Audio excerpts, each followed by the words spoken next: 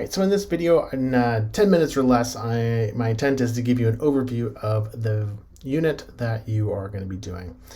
So for the middle schoolers, this is a short unit, it only has 8 days because I understand that students will be participating in the outdoor school.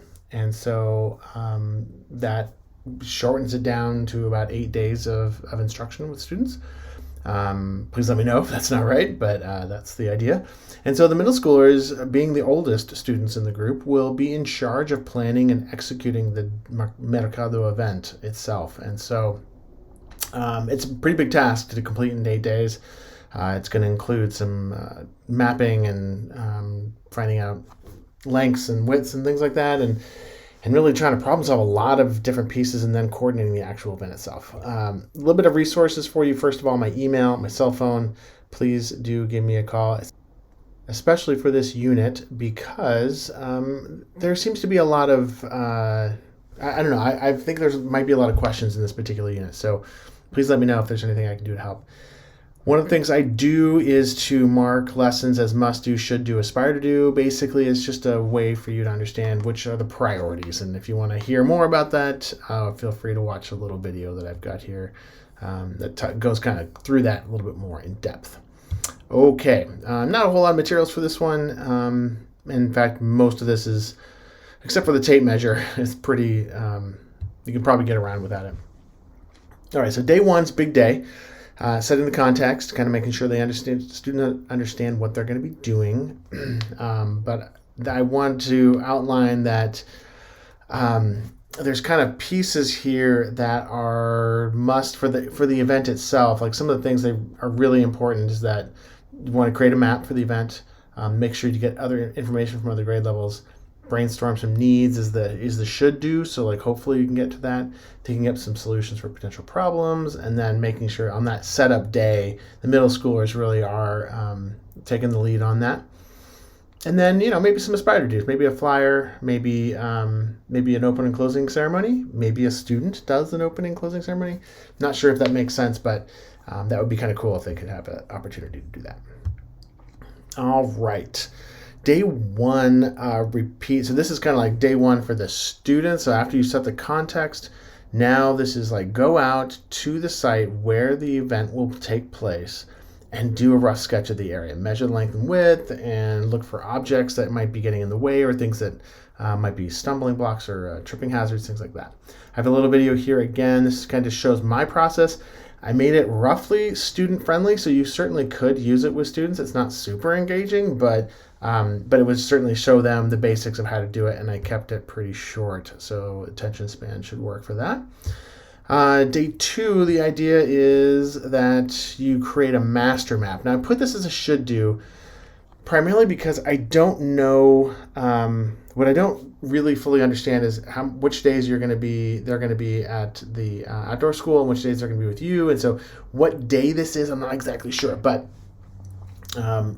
this is the progression, I guess. And I put it as a should do so that you don't have to do a real accurate master map, but it's a really good skill for students. It's got some good math in it. It's got some good spatial reasoning to it and some problem solving that's going to go into that. So I strongly recommend you do this. But if for whatever reason time is short and you can't do it, you could skip this particular piece. I would probably skip this part. So like these little furniture squares, basically it's a way to create like tables and things and put on your master map and then move them around and be able to see how it works. There is a good video here as well, so you can check that out. But then brainstorming how you're going to deal with hot weather, rainy weather, and windy weather. Last year was very windy. And so like what could that look like? And what might be some things that students could come up with? This is kind of semi-engineering design challenge, not really, but maybe for the windy, like how can you tie things down to keep it from blowing away? But what are some considerations? Maybe if the weather is going to be a little bit more foul. Day four, the idea here is that the students, as much as possible, be in charge of the event. And so I kind of broke these out by categories I thought would probably work. Maybe you can have a couple students be the big picture planners. Like they're really thinking, they're kind of standing back from the whole thing, trying to make sure everybody's doing what they need to do. And if there's extra help that needs to happen at the K1 area, they can take people that have nothing to do and move them over to that spot. I say 2 to 3 students because if you have only one and then that person's absent on that day of the event, that would really be unpleasant. And I think it's better for them to work in groups so they can collaborate, try to make group decisions. I mean, that's tricky to make group decisions, right? Then the group support for each grade band. So probably have a group for K1, 2, 3, 4, 5. If you have more groups than that, if you have like say 6 groups in addition to your big picture planners, then you can break it up as to a kindergarten group, a first grade group, and they'd basically just be helping the littles to set things up for them and kind of be in charge of where things are supposed to go in that area specifically, so they kind of know their area really well. Community partners I hear are going to be there, so maybe have another group for community partners. If that's a really small piece, you might have a group that's kind of doing all the extra stuff. So they help the community partners set up.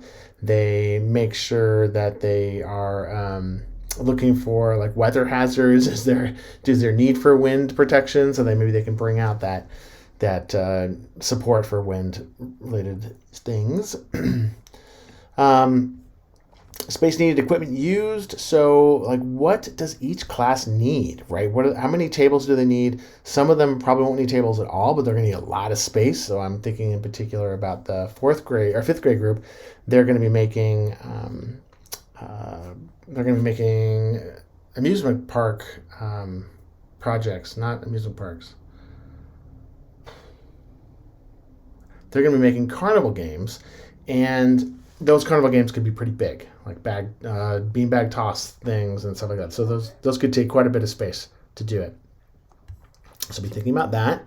Any access to water, is that something that needs to happen? There are some classes that need to hang posters. So like, what is that going to look like? What are some possibilities for making that work? And if it doesn't work, it doesn't work. But what can possibly be done to make that happen? Day 6, then you're looking at the setup plan, right? Kind of completing the setup plan. What tools might you need for the setup? Carts for moving things, buckets, whatever, weights, ropes. The other thing to be doing on day 6 and day 7 both, but day 6 in particular, is to really be thinking about like what's the final plan going to look like? Because you might have had several groups coming up with various plans, but like how do you come to consensus as a group to really nail down what that final plan is going to look like? So that's going to probably be a big part of day 6. Day 7, you're completing that setup plan if needed. Hopefully it's done or very close to being done, maybe making final decisions, final tweaks to that. Really awesome if you could go back out into the space and mark off areas with sidewalk chalk. That'll really help you the next day for that setup and make it much smoother. It also will give you a sense of like, oh, wait a minute, we thought this was going to be this big and that's not going to work as well as we thought it would. So it might deal with some issues before the day of the actual event. And then, is there any kind of order of events? So is it important to have a particular grade level bring their stuff out first? For whatever reason, maybe the teacher needs that, or maybe the students, because of the projects, they need to come out first. I don't actually have no idea. I'm just brainstorming that. There might be something where it's important to do this class before another class, maybe. What will cleanup look like, right? So have them pre-think, oh, right, at the end of this has to all get cleaned up. Who's going to be responsible for that? Is there a way that we can ask the community, maybe as a part of that closing ceremony, to help move some tables or to pick up some garbage or something to kind of make sure we work together to many hands make light work kind of situation? And then, of course, the last day, day 8, is the day of the Mercado, and so they're going to be doing all that setup. So that's going to be a very full day and very exciting. So that's the unit plan overview. If you have any questions, again, please give me a shoot out of the email or a call. So hopefully I can help you, and hopefully this works well for you. Have fun and take care.